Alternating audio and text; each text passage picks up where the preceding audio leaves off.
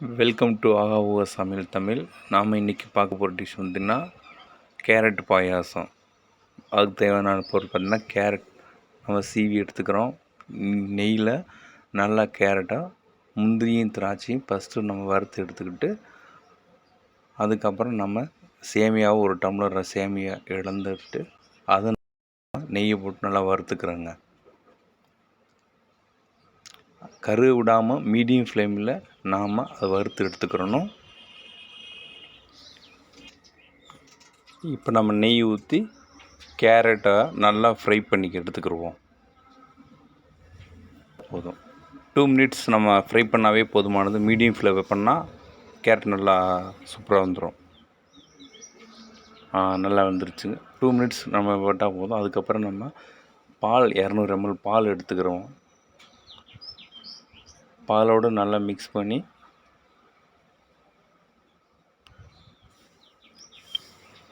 2 tumbler தண்ணி நம்ம அளந்து எடுத்து ஊற்றிக்கிடுவோம்.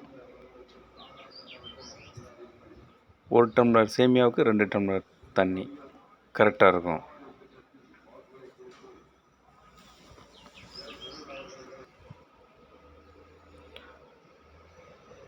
நல்லா கொதி வந்துருச்சு.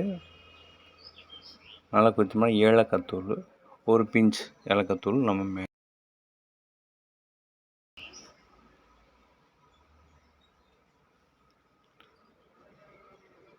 இப்போ நம்ம வறுத்து வச்ச சேமியாவை ஆட் பண்ணி நல்லா மிக்ஸ் பண்ணிக்கிடுவோம். நம்ம சேமியா போட்டோன்னு மீடியம் ஃப்ளேம் கொண்டு வந்து அப்படியே கிண்டி விட்டுருக்குவோம். அப்போ தான் அந்த சேமியா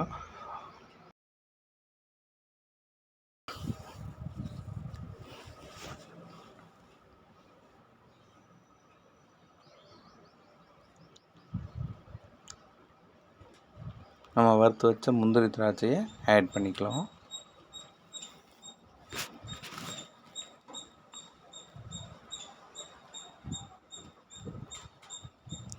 நம்ம சர்க்கரை இப்போ சேர்த்துக்கலாம். நான் 1.5 டம்ளர் சர்க்கரை நல்லா ஆட் பண்ணிக்கிறேங்க.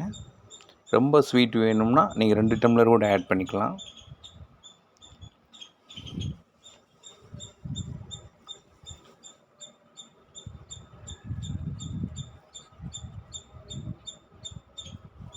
நல்லா சூப்பராக வந்துச்சுங்க. இந்த டெக்ஸ்சர் நல்லாயிருக்கும்.